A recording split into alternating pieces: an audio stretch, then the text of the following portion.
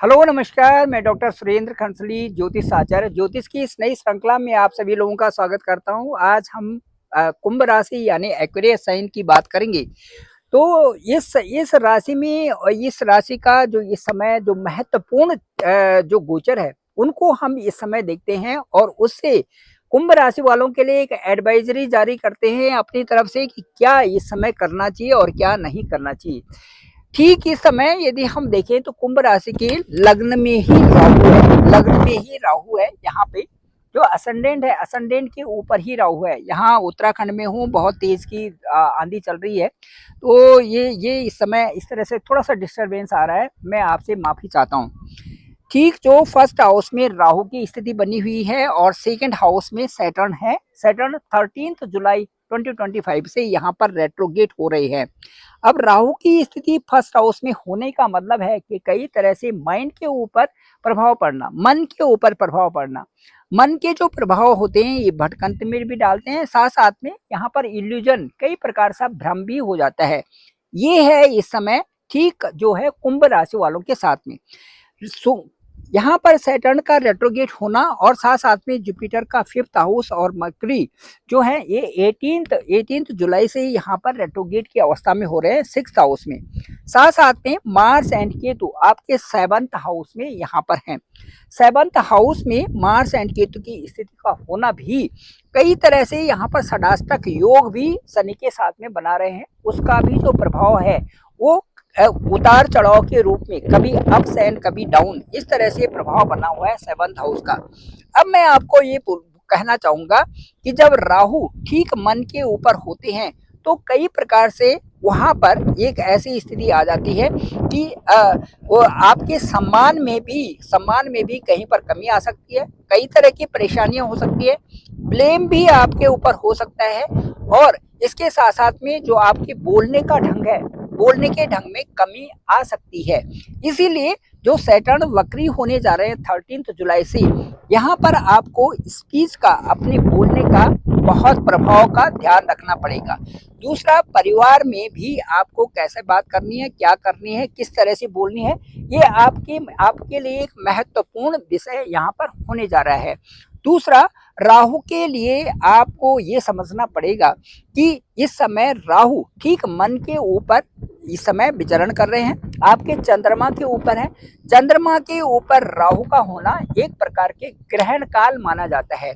यहाँ पर ठीक 1.5 साल की स्थिति यहाँ पर राहु रहेंगे आपके मन के ऊपर, इस आपके मन के ऊपर रहेंगे और चंद्रमा के ऊपर रहेंगे। इसलिए आपको बहुत ध्यान से अपने कार्यों को भी करना है और साथ साथ में अपने कार्यों के साथ में अपनी जो भी उन्नति है उस पर विशेष प्रकार का ध्यान आपको देना पड़ेगा।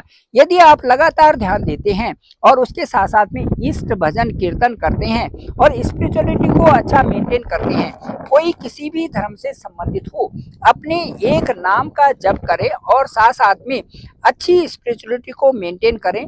और इस राहु की दशा में, यह राहु जब भी आपके मन के ऊपर गोचर करता है उस समय आप ज्यादा से ज्यादा यदि मंदिर जाना शुरू कर देते हैं तो राहु का प्रभाव अवश्य में ही कम होता है। मंदिर का मतलब मेरा ये है कि जितने आप अच्छे कार्य करेंगे और जितना आप जो धार्मिक स्थानों में जाएंगे उतना ही राहु का प्रभाव आपके साथ में कम कम होता जाएगा। ये राहु का प्रभाव है। दूसरा, सैटर्न के बारे में मैंने कहा कि रेट्रोगेट 13 जुलाई से हो रहे हैं, जो आपके परिवार कुटुंब के स्थान पर है। यहाँ पर जो भी इन्वेस्टमेंट करना है आपको वो ध्यान पूर्वक करें। कोई भी नई डील आप जो है अभी नहीं करें। जो भी नई डील आप करते हैं वो आप 28 जुलाई के बाद करें, क्योंकि मंगल के साथ में शनि का षडाष्टक योग भी है। षडाष्टक योग का मतलब है 6 और 8 का योग बनना। जब भी षडाष्टक योग बनता है या 6-8 की दशाएं एक साथ में चलती हैं उस समय बहुत कष्ट होता है, बहुत कष्ट वाली दशाएं होती है 6 और 8 की एक ही साथ में चलना। इसी तरह से अभी केवल आपके सेकंड हाउस और आपके सेवंथ हाउस में मंगल और शनि की स्थिति है। यहाँ पर जो स्पाउस का स्थान है, यहाँ पर आपका पति और पत्नी का स्थान है। इसलिए इस स्थान में कुछ भी बातें, छोटी बातें बड़ी हो के डिटैच्ड वाली स्थिति आ जाती है।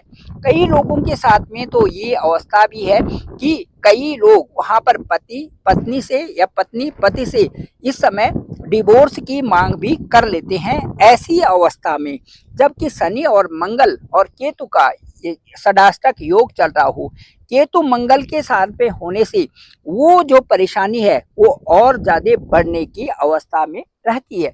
इसलिए मैं आपको कह रहा हूं कि जो भी जातक, जो भी इंडिविजुअल इस अवस्था में ज्यादा से ज्यादा मंदिरों का सहारा लेता है, या जो भी धार्मिक स्थल, कोई भी किसी भी धर्म को हो, धार्मिक स्थलों में ज्यादा जाना शुरू कर देता है, उसका ये प्रभाव स्वयमेव कम होता जाता है। इसके साथ साथ में जुपिटर आपके 5th हाउस में है, अब रिजल्ट अच्छे आने शुरू हो गए हैं। मरकरी आपका बकरी हो रहे हैं 18 जुलाई के बाद, मरकरी बकरी हो रहे हैं आपके 6th हाउस में। इसीलिए आपका बोलने का जो प्रभाव है वो अच्छा होना चाहिए।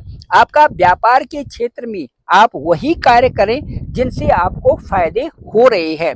नई डील या नया इन्वेस्टमेंट में आपको ध्यान देना ही होगा। इसके साथ साथ में मैं आपको बताना चाहूंगा कि जो कुंभ राशि है, इसके लिए ओवरऑल जो इनकम की स्थिति अच्छी बनी हुई है। इनकम के साथ साथ में जो आपका फाइनेंस है वो भी अच्छा बना हुआ है। आपका पैसा आ रहा है और आप अच्छी तरह से उसको यूटिलाइज भी कर रहे हैं। खर्चे भी हो रहे हैं लेकिन पैसा आ भी रहा है। इसका मतलब है कि आपके ऊपर विशेष कृपा ऊपर वाले की है। मेरा आपसे अनुरोध यही है कि जो मैंने अभी आपको बताए थे उसमें विशेष ध्यान दीजिए और अपने कार्यों को समुचित ढंग से आगे बढ़ाइए। मुझे लगता है कि आपका ये साल बहुत अच्छा रहेगा। Thank you very much. मैं डॉक्टर सुरेंद्र खंसली, मेरा चैनल का नाम है डॉक्टर सुरेंद्र खंसली और मेरा नंबर है 9868280191। आप डायरेक्ट मुझे कॉल भी कर सकते हैं और सभी लोगों तक इस चैनल को भेजें ताकि सभी को इसकी अच्छी जानकारी हो सके। Thank you very much. आप सभी लोगों का आभार, आप सभी लोगों का धन्यवाद।